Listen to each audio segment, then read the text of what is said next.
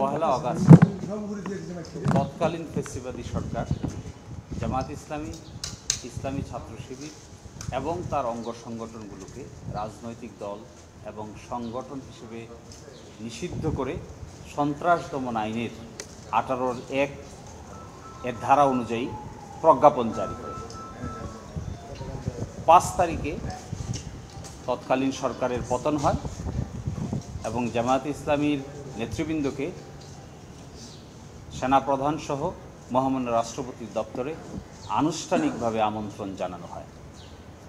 পরবর্তীতে উপদেষ্টা পরিষদ গঠন করার ক্ষেত্রেও জামায়াত ইসলামী গুরুত্বপূর্ণ তাৎপর্যপূর্ণ ভূমিকা পালন করে। অর্থাৎ কার্যত জামায়াত ইসলামীর সঙ্গে বর্তমান সরকার এবং আন্তর্জাতিক কমিউনিটি একটি স্বাভাবিক অন্যান্য রাজনৈতিক দলের মতোই কাজকর্ম চালিয়ে যাচ্ছে। তথাপি একটি প্রশ্ন থেকে যায় যে নিষিদ্ধের আদেশটি তারা দিয়েছিলেন তার ভবিষ্যৎ কী হবে। এই ভবিষ্যৎ আইনি পদক্ষেপ বলার জন্যই আপনাদেরকে ডাকা হয়েছে। এই বিষয়টি মাননীয় প্রধান উপদেষ্টার দপ্তরে বিস্তারিত আলোচনা হয়। বিস্তারিত আলোচনা হওয়ার সাপেক্ষে আইনজীবীকে দায়িত্ব দেওয়া হয়। যেহেতু এখানে একটি আইনি বিষয় জড়িত আছে, জামাত নিযুক্ত আইনজীবীরা সংশ্লিষ্ট সরকারের দপ্তরসমূহে উচ্চপদস্থ কর্মকর্তা এবং সরকারের উপদেষ্টাদের সঙ্গে সিরিজ অফ আলোচনা চালিয়ে যাবে। এক পর্যায়ে কি আইনি পদক্ষেপ নিলে পরে এই জিনিসটি সলিউশন করা সম্ভব, এর অংশ হিসেবে আমাদের পক্ষ থেকে আমরা স্বরাষ্ট্র মন্ত্রণালয়ে কে রিকোয়েস্ট করা হয়। এই রিকোয়েস্টের অংশ হিসেবে তারা আমাদেরকে জানিয়েছেন সকল প্রশাসনিক কর্মকাণ্ড সম্পন্ন হয়েছে। আজকে সরকারি ছুটির দিন। তাদের দেয়া তথ্য অনুযায়ী আমরা আশা করছি দ্রুততম সময়ের মধ্যে, এমনকি আগামীকালকের মধ্যেই এই নিষিদ্ধের আদেশটি প্রত্যাহার হবে বলে আমাদের তথ্য মতো কনফার্ম করেছেন। আমরা মনে করি যে আইনি পদক্ষেপ আছে, সেই আইনি পদক্ষেপ অনুযায়ী জামায়াত ইসলামী পথ চলতে চায়। আমাদেরকে আইনজীবী হিসেবে আমাদের কর্মকাণ্ড হলো সন্ত্রাস দমন আইনের 19 ধারা এবং সন্ত্রাস দমন আইনের 18 ধারা অনুযায়ী পরবর্তী পদক্ষেপ কি হবে এটি বাতলিয়ে দেয়াই আমাদের কাজ। আমরা তা করেছি, আলোচনা হয়েছে, ফলপ্রসূ আলোচনা হয়েছে। আশা করি আগামীকাল অথবা দ্রুততম সময়ের মধ্যেই তারা আরেকটি প্রজ্ঞাপন জারি করে অতীতের জারি করা প্রজ্ঞাপনটি বাতিল ঘোষণা করবেন। তখন আপনারা নিশ্চয়ই এ ব্যাপারে বিস্তারিত জানতে পারবেন। নিবন্ধনের বিষয়ে কি করবেন আপনারা? আচ্ছা, কোন গ্রাউন্ডে বাতিল করেছিলেন, কোন গ্রাউন্ডে আপনারা প্রত্যাহার চেয়েছেন?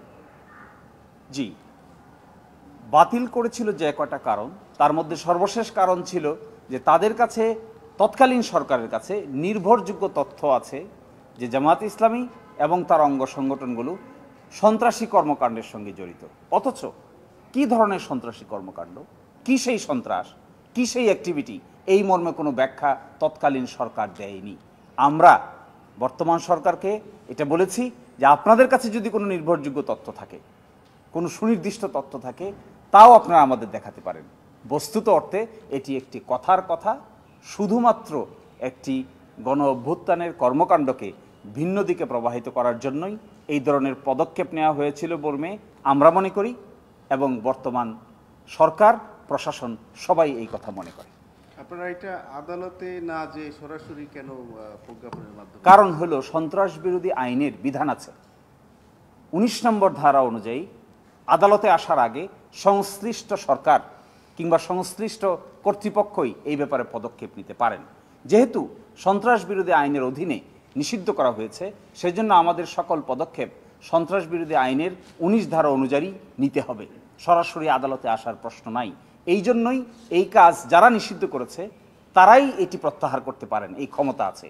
এই জন্যই আমরা আদালতের দ্বারস্থ না হয়ে সরকারকে সংশ্লিষ্ট পদক্ষেপ নিয়ে বাতিল করার জন্য, আইনগত পদক্ষেপ নেওয়ার জন্য আমরা অনুরোধ জানিয়েছি। আওয়ামী লীগ কি ভুল সিদ্ধান্ত নিয়েছে? এবং একই সঙ্গে কি এটা প্রতিহিংসা পরায়ণ কোনো সিদ্ধান্ত ছিল কিনা, রাজনৈতিক প্রতিহিংসা পরায়ণ? এটি স্পষ্ট যে গ্রাউন্ড তারা দিয়েছেন, এই গ্রাউন্ড যেহেতু এক্সিস্ট করে না, এই গ্রাউন্ড যেহেতু বাস্তবে নাই, তাহলে একটি সিদ্ধান্ত নেওয়ার আর কি কার্যকারণ থাকতে পারে? শুধুমাত্র অসৎ উদ্দেশ্য প্রণোদিত হওয়া ছাড়া আর কোনো কার্যকারণ যৌক্তিকভাবে এখানে দাঁড় করানোর স্কোপ নাই, আইনগতভাবেও নাই। শিশির ভাই, আমরা জানি জামাতের নিবন্ধন উচ্চ আদালতের আদেশে বাতিল আছে এবং প্রতীক দাঁড়িপাল্লা যে ছিল সেটাও বাতিল আছে। এই বিষয়ে আপনারা কি পদক্ষেপ নিতে যাচ্ছেন? দুটো কাজ। একটি কাজ, নিষিদ্ধের আদেশটি প্রত্যাহার হতে হবে। নিষিদ্ধের আদেশটি প্রত্যাহার হয়ে যাওয়ার পরে আপনারা জানেন বাংলাদেশের সুপ্রিম কোর্টে জামাতের রেজিস্ট্রেশন মামলাটি ডিসমিস ফর ডিফল্ট হয়েছিল। এটি পুনরুজ্জীবনের জন্য আমরা আবেদন দায়ের করব এবং উচ্চ আদালতে এই ব্যাপারে আপনারা সবাই দেখতে পাবেন। পরবর্তী পদক্ষেপ, প্রত্যাহারের পরে আমরা দ্রুততম সময়ের মধ্যে বাংলাদেশের আপিল বিভাগে দরখাস্ত দায়ের করে সেই রেজিস্ট্রেশন মামলাটি পুনরায় শুনানি করার জন্য দরখাস্ত দায়ের করব। আমরা আশা করি বিদ্যমান বর্তমান পরিস্থিতিতে ন্যায় বিচারের স্বার্থে বাংলাদেশের সুপ্রিম কোর্ট ন্যায় এবং নীতির পক্ষে অবলম্বন করবেন এবং বাংলাদেশ জামাত ইসলামীর রেজিস্ট্রেশন প্রক্রিয়ায় আইনগতভাবে ফিরিয়ে দেবেন, এটি আমাদের প্রত্যাশা। ওই যে দাঁড়িপাল্লা প্রতীক নিয়ে যেটা হয়েছিল তখন বলা হয়েছিল যেহেতু এইটা ন্যায়দণ্ডের যেটা আদালতের একটা প্রতীক সেই হিসেবে প্রথম সময় একটা যুক্তি তুলে ধরা হয়েছিল।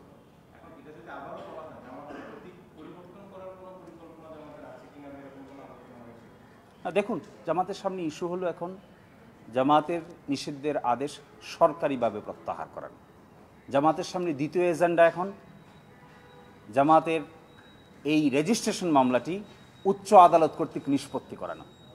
এই দুই কাজ করার পর পরবর্তী পদক্ষেপ হবে এর প্রতীক কী হবে, প্রতীক কী হবে না। যেহেতু রেজিস্ট্রেশন মামলার আগে তার প্রতীক যা ছিল, আপিল বিভাগ যদি পজিটিভভাবে এই মামলা নিষ্পত্তি করেন তাহলে অতীতের প্রতীকেই তারা ফিরে পাবে, এটিই আইনগত বিধান হবে। ওইটা কিন্তু রায়ের মাধ্যমে নেই, ওইটা একটা ফুল কোর্টের সেবায় সিদ্ধান্ত হয়েছিল।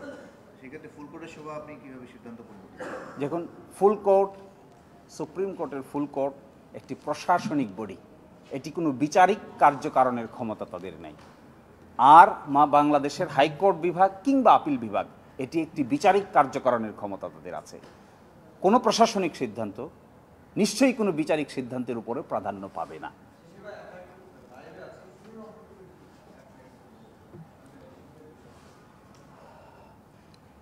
আপনারা নিশ্চয়ই জানেন যে 1 তারিখে 1 আগস্টে তড়িঘড়ি করে বাংলাদেশ জামাত ইসলামীকে এবং ইসলামী ছাত্র শিবির সহ তার অঙ্গ সংগঠনগুলোকে নিষিদ্ধ ঘোষণা করে একটি প্রজ্ঞাপন জারি করা হয়। তার 4 দিন পরে তৎকালীন ফ্যাসিবাদী সরকারের পতন হয়, নতুন সার্কামস্টেন্সেস হয়। তার অংশ হিসেবে জামাত সহ বাংলাদেশের উল্লেখযোগ্য রাজনৈতিক দলগুলোকে নতুন বাংলাদেশ গঠনের প্রক্রিয়ার সঙ্গে সংযুক্ত করা হয় এবং সেই সংযুক্তের মধ্যে জামাত ইসলামীকে আনুষ্ঠানিকভাবে আমন্ত্রণ জানানো হয়। তার অংশ হিসেবে রাজনৈতিক প্রক্রিয়ায় জামাত ইসলামী অংশগ্রহণ করেছে। ডিফ্যাক্টোভাবে কোনো নিষেধের কার্যক্রম আপাতত নাই। তারপরেও যেহেতু একটি আইনি পদক্ষেপ নিয়েছিলেন, এই আইনি পদক্ষেপটি প্রত্যাহার করার জন্য কিংবা বাতিল করার জন্য আমরাও আইনগতভাবে অগ্রসর হয়েছি এবং সেটি সন্ত্রাস বিরোধী আইনের 19 নম্বর ধারা অনুযায়ী আইনগত কী পদক্ষেপ হবে তা সেখানে বলে দেওয়া আছে। সেই অনুযায়ী আমরা সরকারকে রিকোয়েস্ট করেছি, সরকার এগ্রি করেছেন, তারা সংশ্লিষ্ট প্রশাসনিক কর্মকাণ্ড সম্পন্ন করেছেন। আমরা আশা করি আগামীকালকের মধ্যে অথবা দ্রুততম সময়ের মধ্যে এই ব্যাপারে তারা আরেকটি প্রজ্ঞাপন জারি করে আগের এই প্রজ্ঞাপনটিকে বাতিল ঘোষণা করবেন, এটি আমাদের প্রত্যাশা। এবং এই মর্মে প্রশাসনিক কার্যক্রম সম্পন্ন হয়েছে মর্মে আমাদের কাছে বিশ্বাসযোগ্য তথ্য রয়েছে। Thank you.